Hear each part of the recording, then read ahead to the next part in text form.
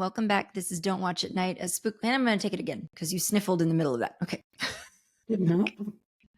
Okay. Hello Fake and news. Okay. Take 3. Hello and welcome back. This is Don't Watch at Night, a spooky little podcast dedicated to Latin American and Spanish language horror. I'm your host, Valerie. And I'm Veronica. And how are you doing, Ron? How's your weekend? Sorry, I had a hair on my face. Okay. Busy? Actually, just woke up from like a 2-hour nap like 15 minutes ago.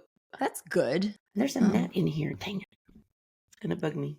I feel like, am I talking? It's a cheeky little gnat too. Cheeky little nap? Yeah. Gnat. Oh. Gnat. Oh. There's a gnat in here. G-N-A-T. Gnat. Oh, okay. Okay. I don't know how to. This is fine. Okay. Anyway, I'm messing with my microphone again. It's always me perpetually messing with my microphone. Well, so you taught this morning, all that stuff? 2 classes back to back this morning. Mm-hmm. Are you feeling like soreness, or is your body pretty well conditioned for this? No, I mean, I'm pretty well conditioned, I think. Nah, I could be better conditioned, but I'm not sore. Yeah, I would be broken. Now, if I did the weights class, I would be sore because I haven't done weights in a while. I would be broken if I had to do what you're doing. Well, I don't really have a whole lot to report. You know, in the time since we last recorded, Robert Redford passed away. So I was on my way to work that morning, and I was at a stoplight, and I looked at my phone, and I saw it, and I was like, I was so upset. Just another great one goes before us. Like Meryl Streep says, a lion has passed. One of the lions has passed. I did dig up, we're not going to necessarily go through it, but I did dig up for you guys. We'll link it for you guys. Collider.com article where they rank all of his great films, and there's stuff on there like Barefoot in the Park, The Way We Were. I like that one. I like Barefoot in the Park. The Last Castle. He did The Electric Horseman. Just a lot of good with Spy Game. Sneakers is on there. That's a good one. Yeah, so there's just a lot of really good movies right up until the very end. I think one of his final performances, which is on this list, was in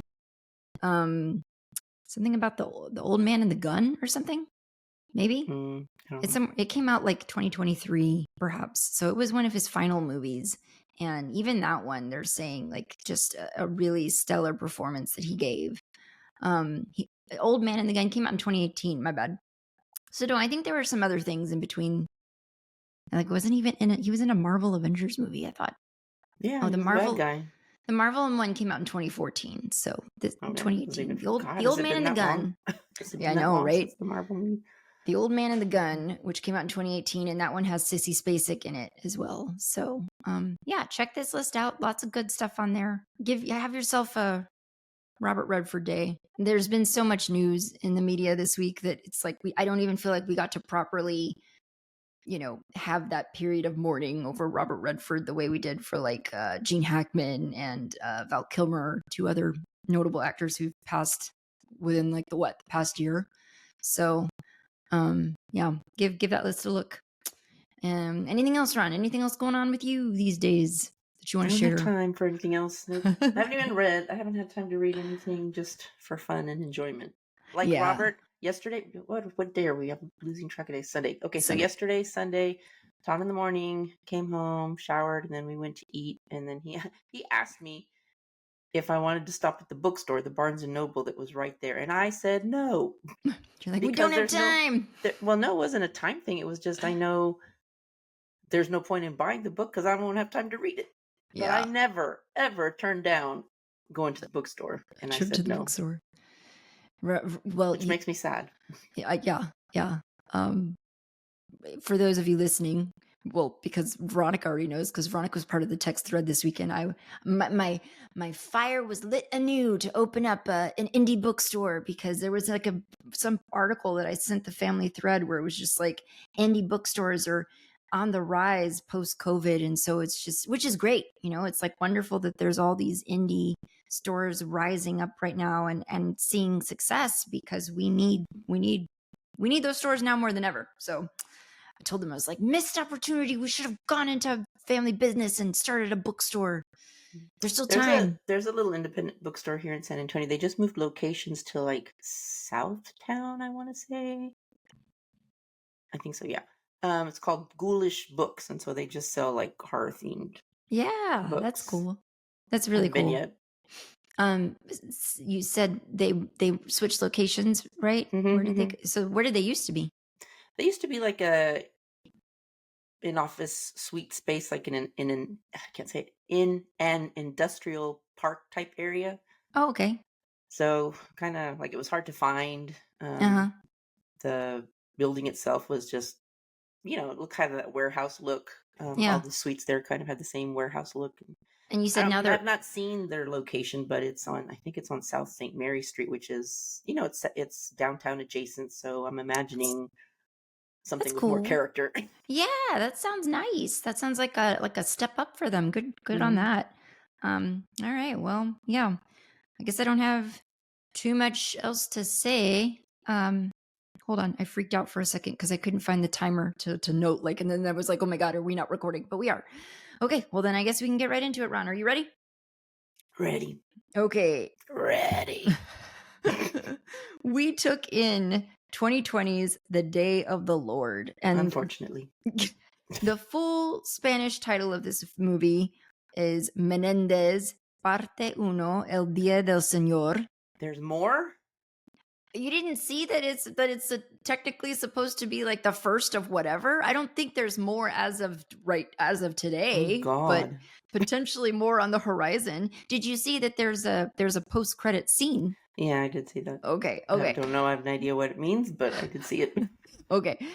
Yes. So Parte Uno, El Día del Señor. It's a Mexican-Spanish horror film that, believe it or not, Veronica, gets a horror comedy ranking in certain spaces online. When I googled it and it was like horror comedy, I was like, "Where's the freaking comedy? Are you kidding me?" I know. Anyway, it's directed by Santiago Alvarado Ilarri, if I'm saying that right, and it stars Juli Fabregas, Jimena Romo. Jimena, I would say. Jimena. Because I have a coworker with a daughter whose name is Jimena. That's right. I was saying it right earlier today, and then just now my brain farted on me. Jimena Romo, Hector Yanes as Sebas, and Dolores Heredia as Marisa. And then for what it's worth, Oscar Gordillo plays El Demonio. Straight off of Netflix, here's a little bit about the movie. A retired priest, haunted by his sins, is pulled back into the darkness when a friend begs him to help his possessed daughter. It has a runtime of about an hour and a half, 33 minutes or so. And just to let you guys know, there are spoilers ahead. So if you haven't, there's always spoilers in our episodes. But if you haven't watched this yet, we're letting you know right now. And before I even ask you, I'm just letting Ronnie and the listeners know, I poured myself a glass of wine so that we could talk about Menendez, the demon hunter. So, Ron, what initial impressions on the Day of the Lord? Well, I have to confess, at a certain point in this movie, and you probably know which point, I turned it off. I stopped watching. And then I went online and read how it ended, and then I kind of jumped to the end. I jumped over that horrific part and went to the end and kind of I kind of would have expected you to either turn it off or like just fast forward past that part, but yeah. No, yeah. Okay. Nope. Okay. We'll get through that. Yeah, so this movie was rough, and aside from that particular moment, which we'll lightly touch on and then forget we ever knew, there's certainly my brain. There's certainly like what it feels like is torture porn, right? It just it Which feels is not my thing. It's not our thing. We've said that before. Like if you like Saw, if you like Hostel, you would probably enjoy this movie. The last 30 minutes of this movie are going to be your jam. It's rough. It's really hard. So yeah, those kind of movies just right off the gate are going to be difficult for Ronnie and I to get through. And then you tack on the grossness towards the end and you're like, no, I'm done. My eyes need to be burned out of my head. So, I don't know. Like, I felt like the concept was a little bit kind of middle-aged priest meets John Wick style violence, and it was kind of that mashup of genre, I guess. I don't know that I mean, I don't. I'm saying, in my opinion, I don't think it worked in this movie. And we'll dive into it, I'm sure. But I definitely have thoughts to share as to why I don't think that that works in this particular movie. But positives, what did you? There, a lot of the feedback that we saw online for this movie, a lot of people praise Jimena Romo's performance. That I'm assuming she plays the daughter. Yeah, she's the daughter. Okay. So just standout marks for her performance. I mean, the range of it, I suppose. What are your thoughts on that? I would agree. I mean, acting wise, I didn't. I thought everybody was pretty solid in the movie. And the pacing, I think, follows. I think kind of. I don't want to say formula, but the standard flow for a lot of these Latin American movies is like it has a slow build up, and then the last 20 to 30 minutes is like bam, bam, bam, bam, bam. That's that's when all the stuff happens. Yeah. Yeah, because it's the other thing is like this was another movie where it's just like we're like at the halfway mark, and I'm like, what is happening in this movie? Like, it's not scary. There's not jump scares. It's just kind of creepy and weird. Where's it going? Yeah, it is kind of creepy. And the whole time, because I didn't know, like you don't know, or at least I didn't know, like, is this daughter even really possessed? Yes. Is this just things that the dad has like, overblown, and things that the priest is like just crazy? Is he just crazy? And right. So really up until that last 30 minutes in that movie where I guess the dad breaks down and frees her, and it's revealed that she really is possessed. Up until that point I was like, man, these dudes are just nuts, and this poor girl is going through all this for nothing because he didn't know. We're just watching a psycho kind of just torture this poor child, and who is a child, like she's a teenage daughter. So one thing that kind of stood out to me, aside from her performance, which I agree was great, stellar residence, I was gonna say, like, I even wrote it down, like, how does this former priest who was, I'm assuming at the beginning he's being released from prison. Right. Disgraced priest. How does he have this big old house? How does he have this house? Like, it's referred in stuff we read online, it's referred to as an apartment. I'm like, that's a hella big apartment. That's a house. It has a basement. That was not an apartment. It was a big old ass house. Yeah. It's really beautiful. It's just, beautiful arched doorways and rich, dark, very dark academia aesthetic, which I'm into. And so really, really beautiful. But I'm just like, multiple times when I was watching it, I was just like, how does he afford it on a priest's salary? A disgraced priest? Like, well, I don't even think he's still working as a priest, is he? It's not really ever made clear, but you would think. He's just become a recluse. He's become a drunkard. Like, he's just, wakes up in the morning and immediately takes a swig of a bottle. So just he has issues.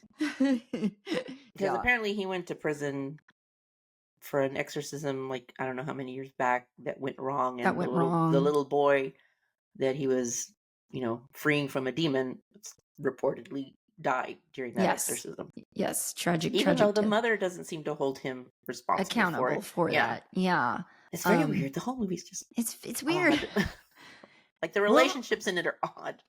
Well, and like also like we said at the beginning, this is technically, I guess, part one of whatever is coming, and maybe based on how this performed, it's no longer coming. But you kind of, I felt like we got jumped into a story where I don't know what happened with him and her son, and I feel like that would be informative for I guess deepening the plot, but there's just no time because and I think the only thing that we are confirmed, because like the whole time you're not really sure until the very end or close to the very end that the daughter is actually possessed. The whole movie, then you're always thinking, well, like, was the little boy that died in the past, was he possessed, or did he actually kill him? If these are his methods. But I think now we know that he was possessed as well. Because it's the same entity. So I mean, you captured it well. A botched exorcism that resulted in the little boy dying, and so we got the sense that this priest is not only a disgraced priest, but he served some jail over this jail time. So suffice it to say, as we go through the movie, and yeah, we get exposed to this man's methods. Mm-hmm. We make that reasoned assumption that this little boy's ending must have been equally horrendous. And I don't know, that was definitely on my mind as we get to that latter final act of the movie. I'm just like watching him do what he does to her, and I'm just like, oh my god, and you did this to a small child. I'm like, Jesus Christ. Yeah, because the little boy was like, what, 10 He was like a maybe? little And maybe boy. even younger. Okay, so just to sort of set you guys up, so the big plot point that kind of drives the rest of the movie forward is that his old friend Sabas shows up on his doorstep, troubled, and yeah, he's a father seeking help for his teenage daughter who he believes is possessed, and so he knows that the priest, what is his name? Does he have a name? The priest? The priest? Is Menendez. Well, I don't know his first name. Menendez. Yeah, duh. Yeah. Duh. Okay, But Menendez. his last name is Menendez. He knows that Menendez does this and presumably knows his methods too. But and Menendez even warns him, like, you don't want any part of this. I don't do that anymore. Da da da da da. But the man is desperate, and so it goes on from there. The priest Menendez agrees to take on the case. Mm-hmm. So, but one of the things that the dad relates to the Menendez, the priest, as evidence that she is possessed is that she apparently kills her pet cat. But then, because as it goes on and we're not really clear, is she really possessed or is Menendez just kind of cuckoo? I'm thinking, well, maybe, she's just not possessed. Maybe she's just demonstrating symptoms of being a psychopath or a sociopath. Right. And Maybe she killed her she's cat just... because, maybe she's a future serial killer. I don't know. But we don't know. Not necessarily possessed, but right. And so, as Ronnie's kind of already alluded to, when she shows up, what kind of threw me a little bit, and maybe threw you too, Ronnie, was just that when we're introduced to her and we're able to watch her slowly move through the house, the possession is not immediately obvious, and that's kind of part of the design of this story. Is like, we're kind of, is she, isn't she? guessing, she's not, like wondering, yeah. She's not presenting as what we think of as possession films as we've known them to be.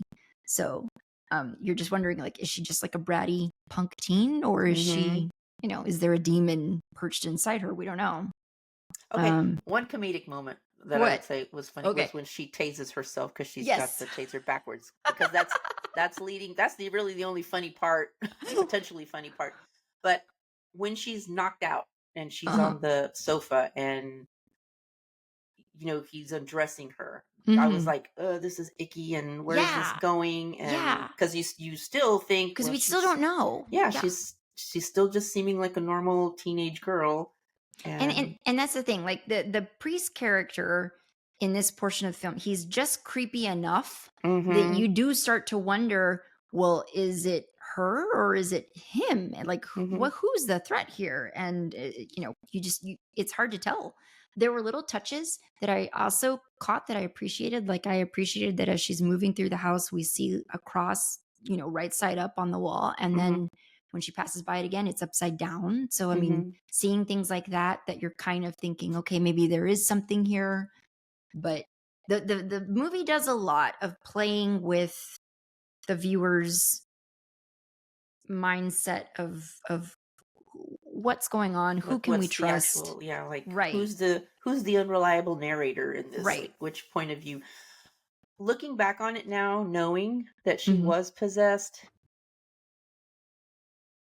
it kind of makes sense, and it makes other scenes make sense, because I even wrote it down, like during the scene where they're having dinner at the dinner table, and I was like, this whole interaction doesn't make sense. If it was a normal teenage girl who thinks she's locked in a house with a creepy dude who she thinks has been spying on her through the walls, and who she thinks has who she knows has undressed her while she was unconscious. I mean, that whole dinner scene didn't make any sense to me, because like, that's not how a normal girl would have, or a normal anybody would have responded and interacted with that person in that situation. Yeah. But knowing that it's a demon who's, just I think playing. I think he kind of won her trust back a little bit in that moment post, or she tasing herself and him and waking up, realizing her clothes have been messed with, because like he sat down and kind of revealed something about himself. Because I remember, sorry, my phone. Oh, it's my alarm going off. I seem to remember that he revealed something about himself, like confided in her something, maybe something about that botched execution, or not execution, exorcism. Sorry, Freudian slip, but botched exorcism, and then I thought that there was maybe a little bit of bonding there in that moment that maybe stupidly made her think, okay, maybe he's not such a creep, maybe he's just a bizarre dude, troubled dude. I don't know, but like, okay, so like the peephole, when was that him? The eye through the peephole, was that him?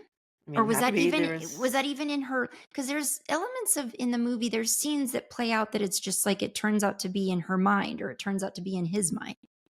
And so I was just like, did that even happen, or did she just imagine that? I don't know. I mean, it looked like his eye. Yeah, I couldn't tell. We're never revealed that there's anybody else in that house, so yeah, I couldn't tell. And we didn't really have a whole lot of time to dwell on it, because then right after that scene, I think, is when we caught sight of the upside down cross. And so I was just like, ooh, yeah. But yeah, let's see. I thought she chewed with her mouth open, which is just bleh. She chewed with her mouth open, which makes a little, which I don't think that was like, maybe that was a deliberate choice. Yeah, maybe that was a deliberate choice, because later on we find out exactly what it was that she was eating. But oh yeah, decayed. And then when he's revealing to Sebas that, because Sebas gets to the house because he has to help the priest kind of in the final stages of this exorcism, and he's like complaining that the smell in the house is enough to make him want to vomit, and Sebas is like, well, yes, the house stinks, but she's never noticed, so that's the first sign that she's possessed, and the second sign is I served her rotted meat and she ate it and no reaction. So, and then I'm thinking, oh, okay, well, she is possessed. But then I was back to, well, is she possessed? I don't know. I was just like back and forth and back and forth. I briefly, for a second, because I remember that moment where the father comes in and makes that comment about the smell. And I briefly, very briefly for a second, knowing what I know on all the possession films I've ever seen, knowing that it's the demons that are repelled by religious symbol, and they're repelled by, just any semblance of God in a space. So I was thinking, he's the demon because he's immediately repelled the second he walks into this house. But no. Anyway, I thought her sexy dance was honestly a little meh. I was not impressed. I fast forward. I kept hitting my Netflix, you can go 10 seconds forward. I just kept jumping 10 seconds ahead, and I was like, I'm not watching. Like, she started dancing for him, and I was just like, what are we doing? Like, just stop. Like, it was not that great. But okay, so I put this down. By about halfway through this movie, post dance, I think this is the part right around the time where he headbutts her and knocks her out. This is where I started to get annoyed, because I wrote, I now find this plot device of deliberately. Oh, I'm sorry. I was thinking, I now find this plot device of deliberately confusing the viewer to be getting tedious, and I was starting to get a little impatient, and just I felt like they had drawn this out long enough. Let's get on with it. Let's get to it. So, and it turns out to be that he's a torturous priest. So, yeah. What did you? At what point did you? Like, I guess, how far did you watch before you shut it down? Did you watch the initial moment when he's rolling out his tools and getting ready? And we're starting to see. I watched that part. It was the part where she's tied them both up and she starts to basically. Yeah. Well, we'll get to that. So yes, scene with her father. Yes, the guy's method, basically, for anyone who hasn't seen the movie, is to, and then again, this is like this John Wick-esque thing, but the guy's method is to torture the innocent person afflicted by demons to try to drive the demon out of the body. And this is kind of where I have the problem for me with this, Ron, is that based off of what you and I know about possession films in general, just possessions as they've been portrayed in film. Generally, the afflicted are already being put through torture and, mistreatment by the demons within them anyway. So it's like, what is the point of piling on to that? And I understand in this movie, in this particular story, the pain that he inflicts is somehow also felt by the demon. And so the idea is you torture the demon until the demon leaves. But I don't really buy that. Like, it just, meanwhile, she's also still feeling the pain. So it's just like, as a priest, I can't reconcile torturing somebody who's possessed beyond what they're already like, you know what I'm saying? Yeah, but I don't actually know, like, just from a scientific point of view and what we know of how, I don't want to say symbiotic, that's not the right word, but parasitic relationships work in nature is like, it's not in the invading organism, for lack of a better words, best interest to tear down the host, because then you don't have a host. So I don't know. I don't know that it would make sense the way possession films have shown, the possessed person kind of being already, tortured or injured in any way by because it would make more sense for the demon to just kind of be piloting around in this but keeping the host whole, like physically whole. That's interesting. It is interesting. You raise an interesting point, because like when I look at films like The Exorcism of Emily Rose is a great example. She's the toll that it takes on her body, in my view, is torturous, right? But you're right. You're right. Like, if the goal is to maintain a corporeal form and do your evil deeds, then I would think you wouldn't want to put your human form through such hell.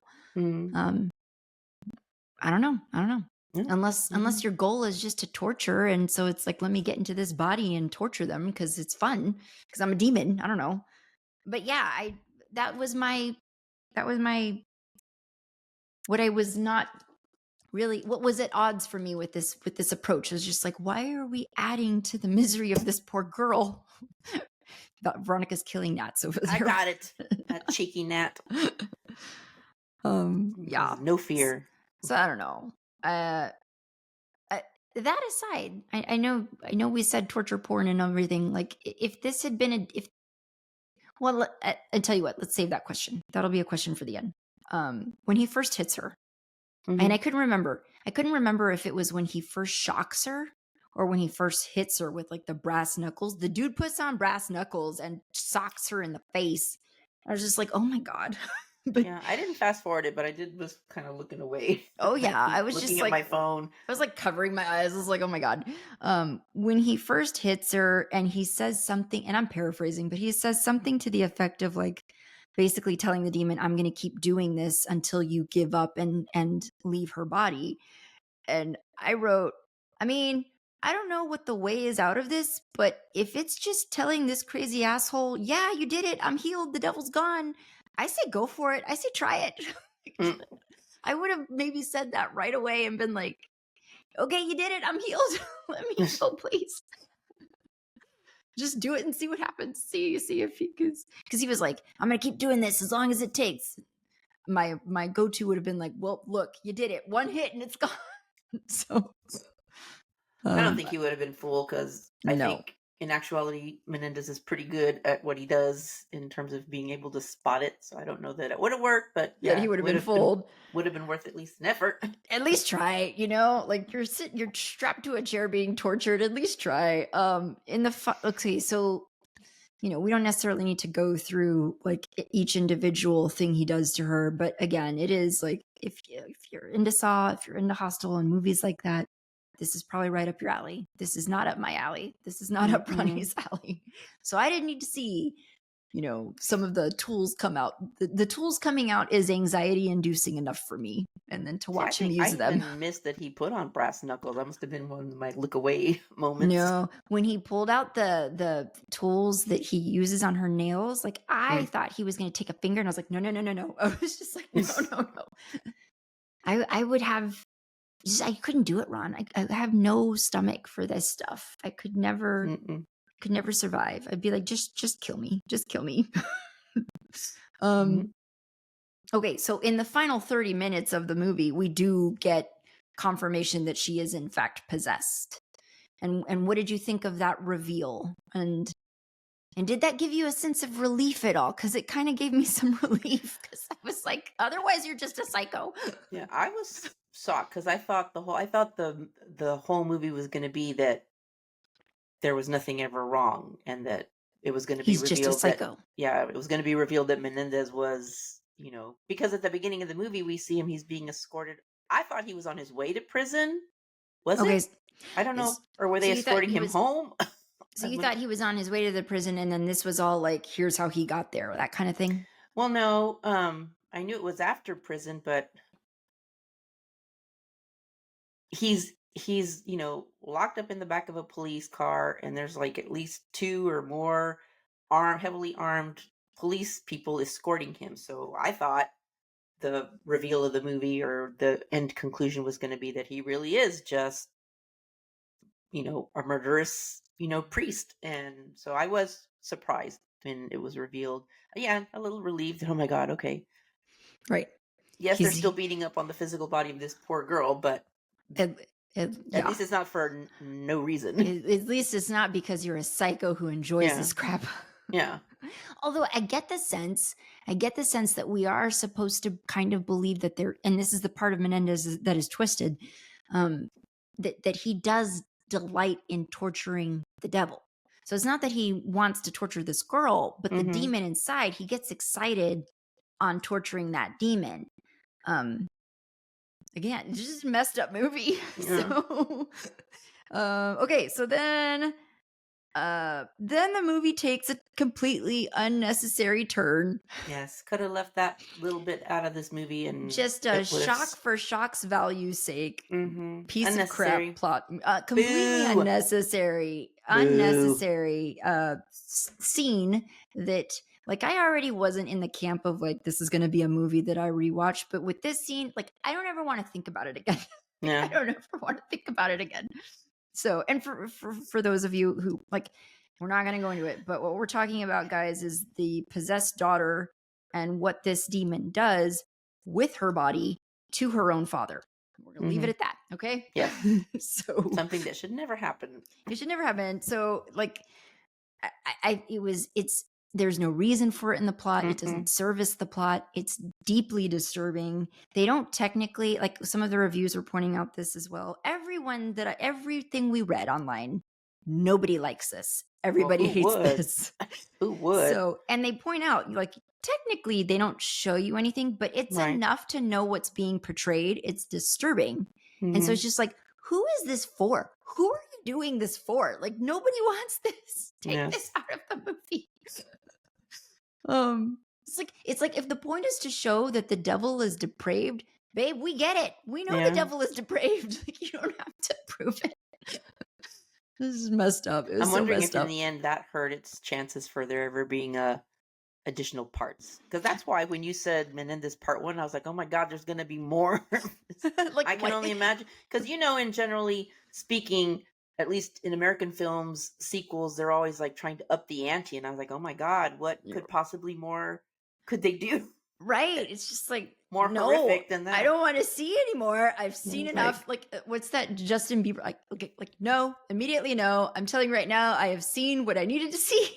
So I have no idea what you're talking about. It's a meme. It's a meme on I don't know, online. But I wrote, and all on the day of the Lord. Come on. So yeah. It was disturbing, and that immediately when that started to. And I don't know if that was supposed to be like dark humor, but it's like, that's not funny. That's not funny. That's just sick. Not at all. So after you recover from that momentary blackout watching that scene, we do reach the end of the film, where Menendez does draw the beast out of her. She somehow manages to survive this beatdown. And so the father collects his daughter, and they go upstairs out of the basement. And I did think that the demon reveal at the end. So did you happen to go back and just look at those final scenes? The demon reveal. Did you see that? Where he like he's his true form. Mm-hmm. I thought that was kind of cool. Like that was unexpected. I wasn't expecting that, and I thought that was kind of neat. What do you think of that? It wasn't as demony as I thought it was Yeah, gonna he just be. looked more like a big giant troll. Yeah, like it didn't really look demony. I don't know. I was picturing something different. Yeah. And honestly, so like that reveal, that might have been the most enjoyable part of the last 15 minutes might have been the most enjoyable part of the movie for me. I'm like everything else is traumatic, but the ending was uncomfortable, but the ending was solid. So yeah, I don't know.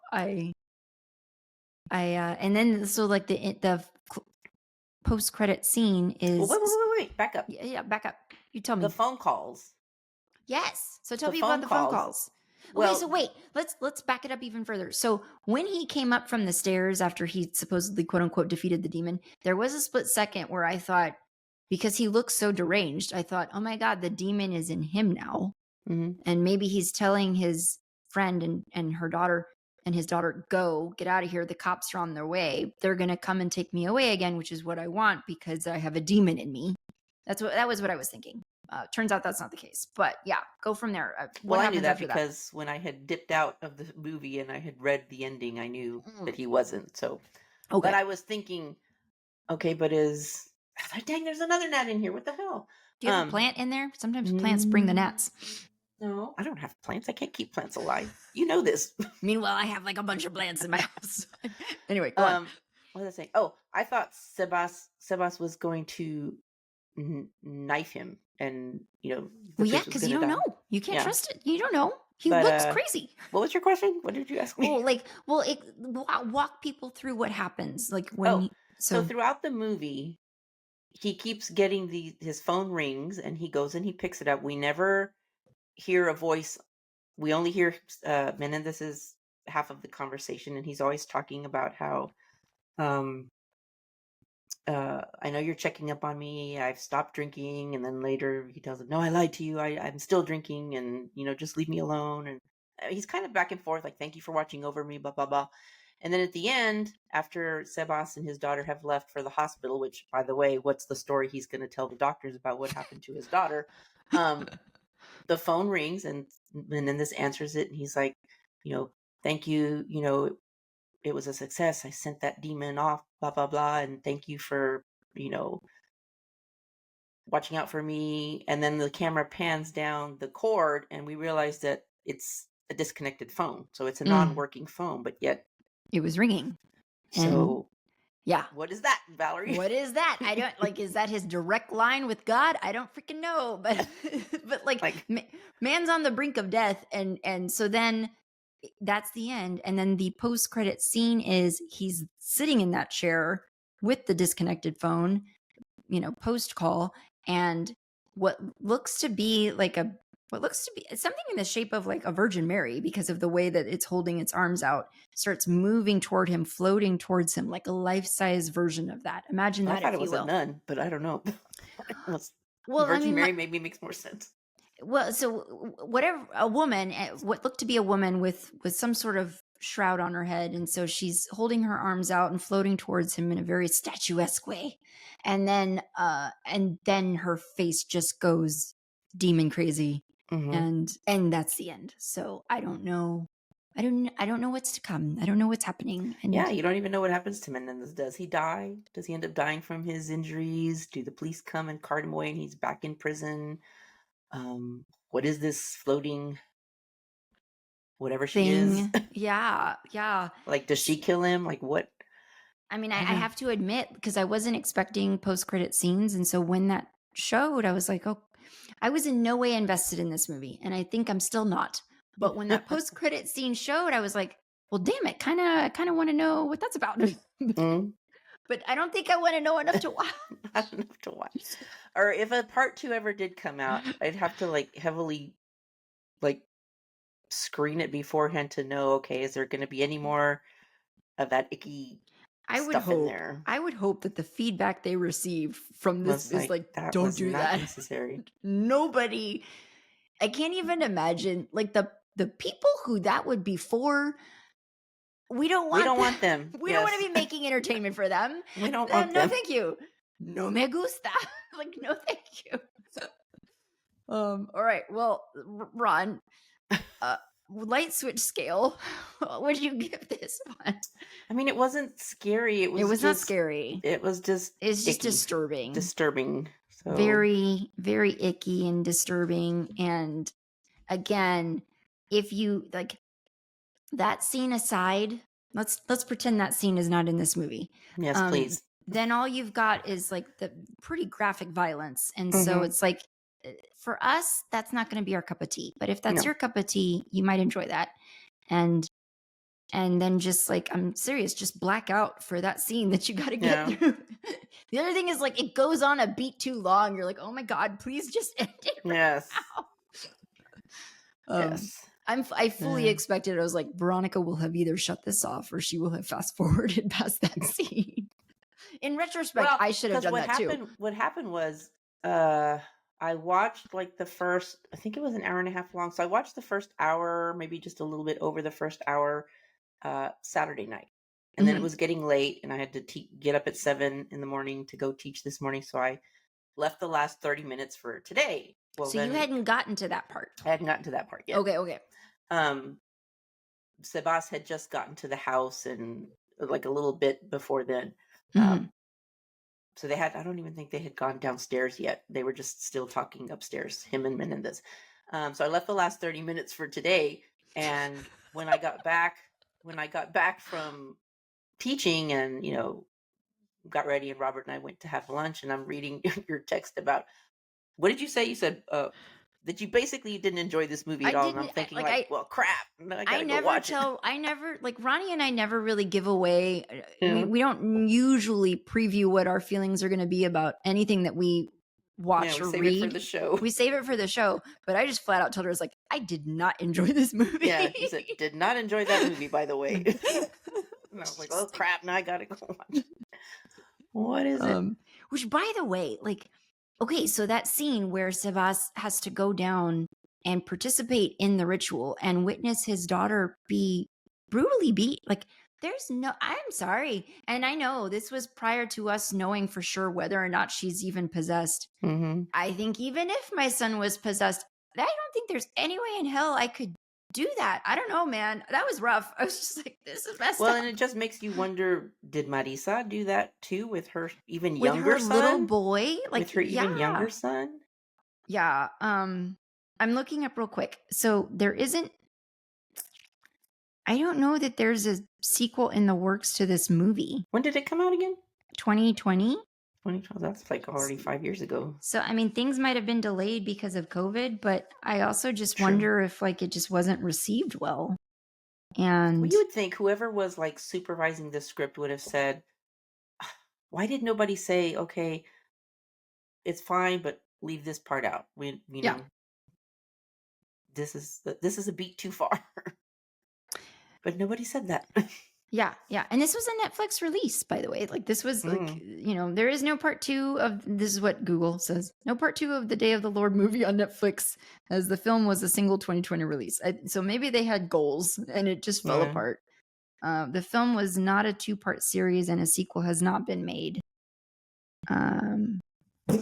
Oof. What the hell was that, Veronica? I'm trying to listen to another gnat. One of the reviews we looked at kind of talked about like likening the Menendez, the actor. They were saying that he looks a lot like Mel Gibson, which is very, I could see that. He was reminding me of somebody in certain like instances, but like an older puffy faced Mel Gibson, I can see that. So you probably might recognize him because you saw Rec 2. He's in Rec 2. I didn't see Rec 2, but he's in it. Okay. That actor. I don't remember. I don't know who he played, but yeah. Maybe he played the priest in that one too. I'd have to go back and look at the cast characters. I don't remember exactly. But to get back to it, you can watch this one fully in the dark. It's not like there's not jump scares. It's not scary. It's just disturbing. For me, there's no rewatchability here. I don't want to watch it again. If a sequel does ever get made, I might read some stuff about it online, but I wouldn't necessarily be rushing to watch it just because I don't know what kind of humor this particular director finds funny, but I didn't find that funny. I guess when she goes possessed and she fully, like, that facet of her performance kicks into gear, there was a certain element of that felt a little bit more lighthearted. There was a little bit of brevity, or not brevity, but levity. There's a little bit of levity there, which was nice. I mean, it was refreshing coming off of the torture porn we just witnessed. So, I mean, it felt lighter until they did that scene. And then I was just like, oh no, because I always enjoy a possessed performance. And so I was enjoying her possessed performance, but then they did that and they killed it.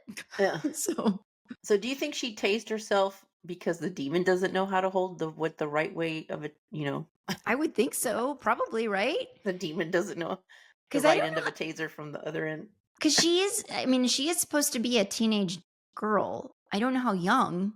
They have her in pigtails, and so I don't know how young she's supposed to be, but she's a teenager. I would say at least 15, if not a little older. I would think, like, yeah, you should know how to hold a taser.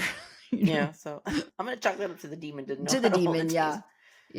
But and the open mouth chewing, I'm gonna chalk that up to the demon as well, because just eating masticated meat, whatever. Yeah. Anyway, all right. Well, I guess that's the wrap on Day of the Lord. Thank God. Amen. And we can move on to our closing segment.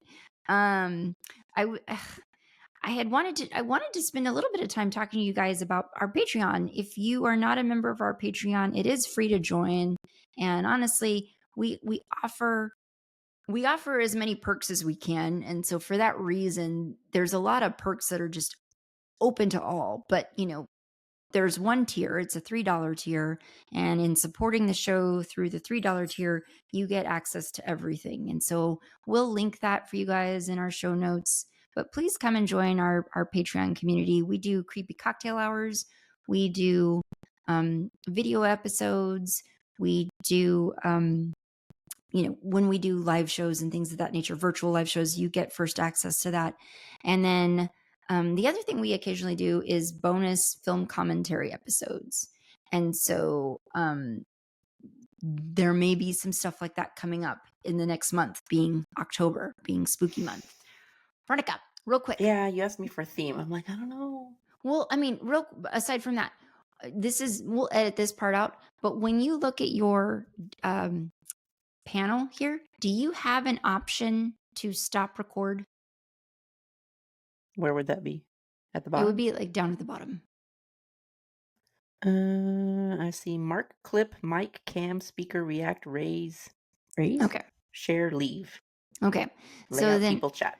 So then I don't know if you have, I would probably need to give you login access because, and again, this is you and me talking. This won't be part of the show, but I think like what would be really nice, I've done film commentary episodes. It'd be really nice for us to do one together, but if that's not a possibility right now with the schedule, it'd be really nice if like you could, in the near future, do one on your own time, do one whenever is convenient for you. And so what I would do is I would set you up with login credentials. You'd log in, you would record your own session without me. And then it uploads automatically to Riverside. And then I'm able to piece it together as an episode for the Patreon people. So you could watch a movie of your own choosing. Because I know you, and now we're back into the show. Now this is going to be back on the record. But I had asked Veronica, I was like, hey, for October, is there any kind of theme for like extra stuff, extra bonus stuff we want to do? And I don't know that you necessarily had it. And I didn't have one either. I didn't have a theme idea either. The best I could think of is like, if you and I were to do film commentary episodes on a film that each of us knows so well, just knows in and out, forwards and backwards, that we could talk about just easily in a film commentary. So like for me, it might be Tim Burton's Sleepy Hollow. I could talk about that movie all day. For you, it might be like Halloween, or it might be something else that you just know really well and can just have it on in the background and not even necessarily be watching it because that's how well you know it. You can just talk about it. So I don't know. It's something to think about. And if we're able to set it up so that you can go in and record that on your own, although I'm happy to do it with you, you need to let me know when you can do it. It would be more fun to do it together. It would definitely be more fun. And then I'm not just talking to myself, which would feel weird. That's all I do when I do film commentary. I'm just talking in a microphone, watching a movie. It's so weird because I have to remind myself, like, okay, I've been watching for too long silently. I need to start talking because, which I imagine might be your challenge, is like you would just get caught up watching and forget to actually give commentary. So that is something to think about. The other thing that I would love to do with our Patreon crew is watch parties. So that might be a situation where you and I set a date where we're going to do that. Say we're going to do a film commentary. But it's not a film commentary, it's a watch party. And we invite everybody to come along and join it. And it's a live session and they watch along with us. So that could be cool too. So we just got to figure it out. We got to figure it out in our scheduling. But it's really nice to be able to have a Patreon community that we can talk these things through with. So you guys join us, be part of it, and help us grow it together. So that's it. Like I was going to maybe talk about news stuff, but then, a whole week has passed and there's a lot of coverage on there right now with things that are going on in the news, things that are going on with like the removal of Jimmy Kimmel, for instance, from late night, and Veronica's just destroying Nats over there. I wish. Or she's stomping out fascism with her bare hands. So there's a really great two-parter piece that Vanity Fair has put out, kind of talking about the status of late night in general, and even prior to all of this crap with Jimmy Kimmel and all of that controversy, kind of just talking about the problems with late night in particular, and how that has been a suffering industry for a while now. And I don't know necessarily that it's anybody's fault except stupid TV executives, so stupid network executives. So we'll link that for you guys as well, and leave that for you to read. But the other thing to let you make sure you know about is book club. Veronica, because honestly, I need to start the book too, and you need to start the book too. We do have a book club. I don't even remember. Robert was asking me like what book, and I said, I don't know. It's got Dick in the title. That's all I can remember. It's got Dick in the title. Veronica, on the day of the Lord. We're recording on a Sunday. It is the day of the Lord. Yes, it is the day of the Lord. Yes. If you go to don'twatchatnight.com, friends, and you look at our book club page, we are reading Suburban Dicks by Fabian Nicieza. And we have a book club episode coming up at the end of October. It'll be our end of October episode. So read it with us. It's supposed to be lighter. We chose it because it's supposed to be a little bit lighter, a little bit more murder mystery and comedic.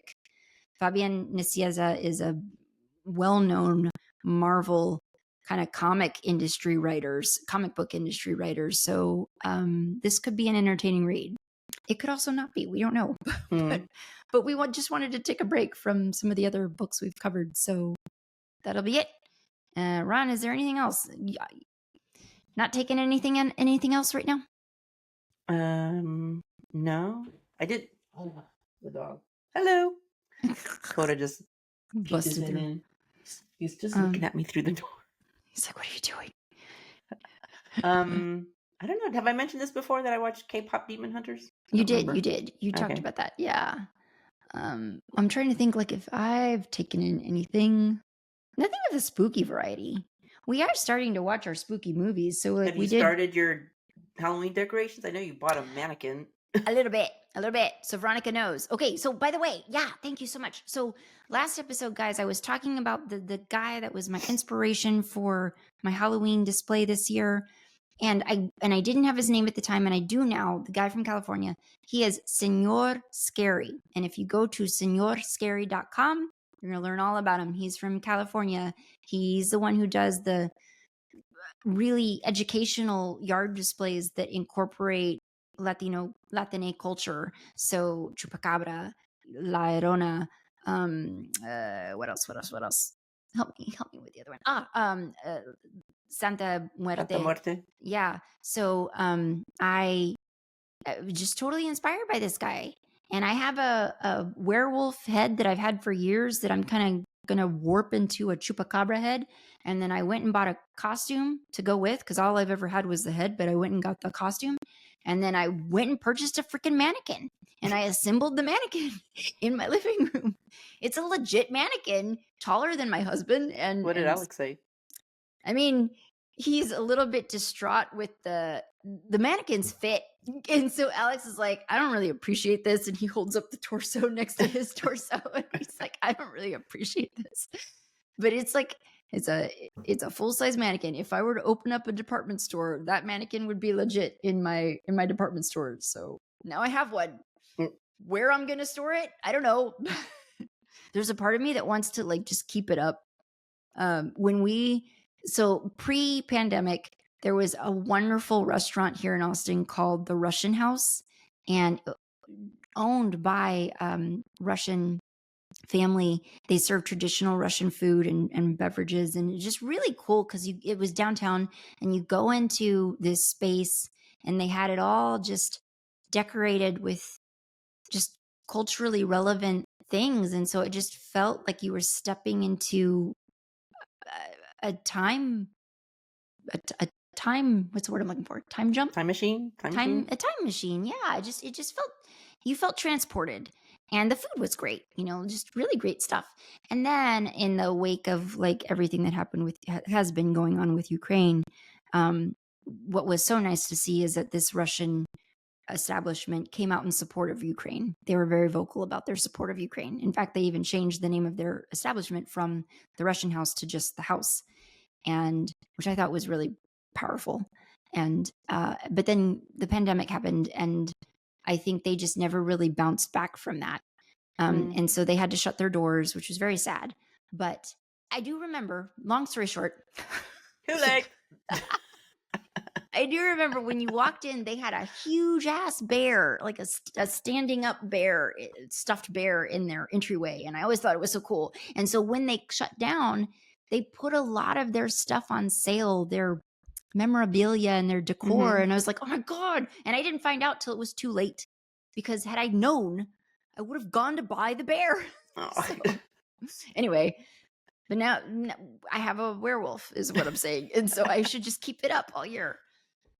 Swear to God, it's like ADD. I'm sorry. It was just stream of consciousness. Why did we need that story? Because I was building up. I was building to something. Okay. Okay. All right. Well, this has gone on long enough. I'll let you guys go. Yeah, that's it. Do you have anything else you want to say, Ron? Nope. Okay. All right. Well, thank you guys. Dicks, here I come. Thank you guys so much for watching. Watch Day of Our Lord at your own risk. No, we watched it so you don't have to. There you go. And that's it. We will see you next time. Bye. Don't Watch at Night is a Nest production hosted by me, Veronica, and Valerie. Editing by Valerie. Music by Omar Chakor. Production support for this episode provided by Lorenzo Villarreal and Alex Street.